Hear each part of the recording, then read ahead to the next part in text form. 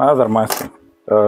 Viacerí to poznáte, že pilím s akučkou pilou a mám tam pripojený vysávač, dopílim, potrebujem to niekde odložiť a tá hadica mi zavadzia, niekde to motať, hádzať.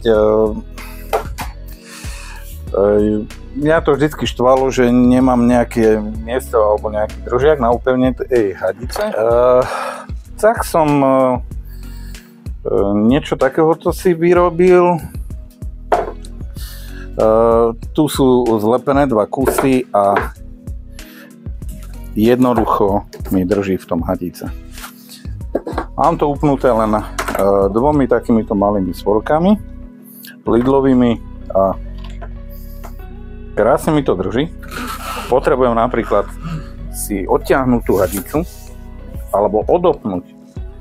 Ona sa všelijako krúti, no to na tom Lidlovom vysávači. Potrebujem to niečo si povysávať na tom stole. Tak mám tu takto upnutú tú hadicu. Napríklad táto tenká hadica tiež dostáva zmysel, čo som mal k tomu vysávaču. Dovtedy som ho nepoužíval, lebo keď je to len upevnené na tej hadici a takto to ťahá a zachytáva sa to všelijako, tak ono to nejak zmysel nemá. Ale napríklad pri tomto kompaktnom náradí 12V, tam už je to napríklad celkom šikovné.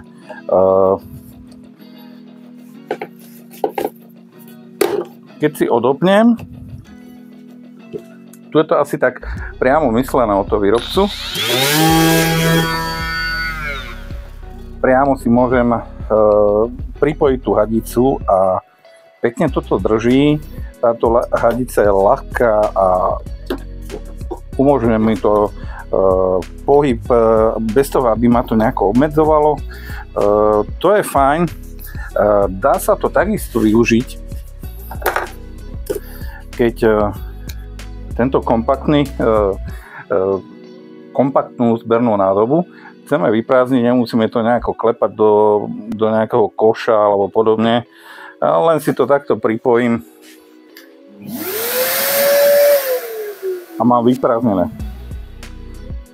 To môže byť takisto zaujímavé, akože poväčšinou robím na tomto stroji len s pripojenou touto nádobkou, ale napríklad teraz prednedávnom sa mi dostala do ruky táto malá kompaktná fréza,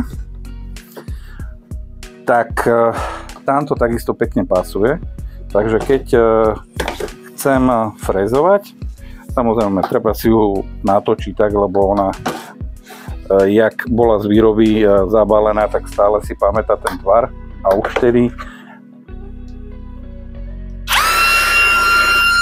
sa dá s tým pekne robiť.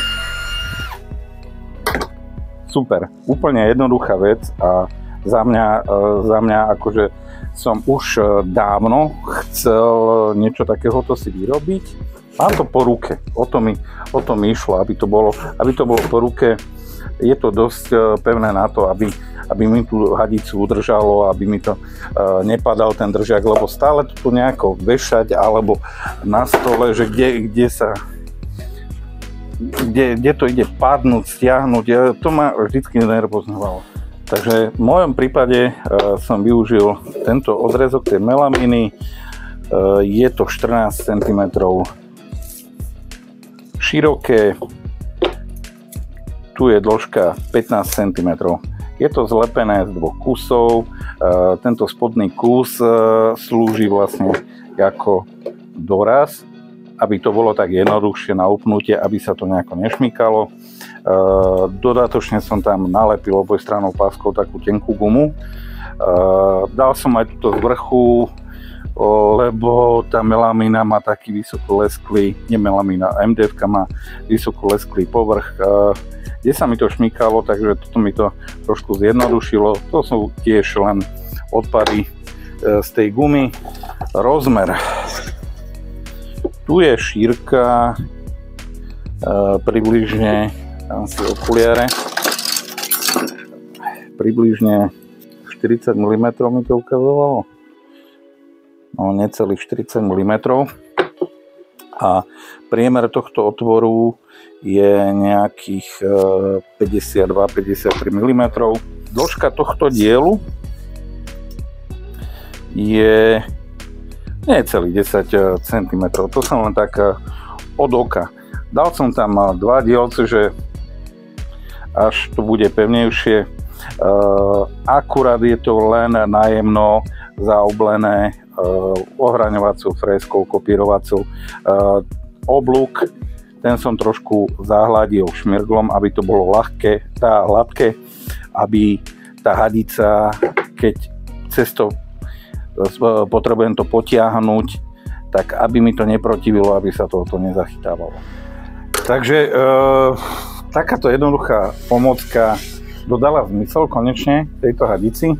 Keď sa to dokonca takto dá natočiť, tak veselo sa mi dá s tým robiť. Keď potrebujem nejaké malé obrobky opracovať a vysávač mám po ruke. Áno, čerešnička na torte by bola, kebyže mám vysávač, ktorý má už napríklad nejaký ovládač na konci tej hadice.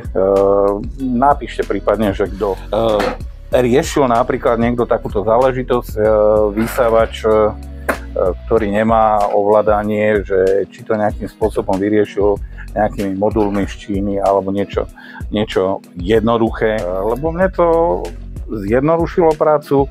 Keď niečo robím, som nad tým zamyslený, mám veci po ruke, tak vtedy je to úplne najlepšie, najjednoduchšie.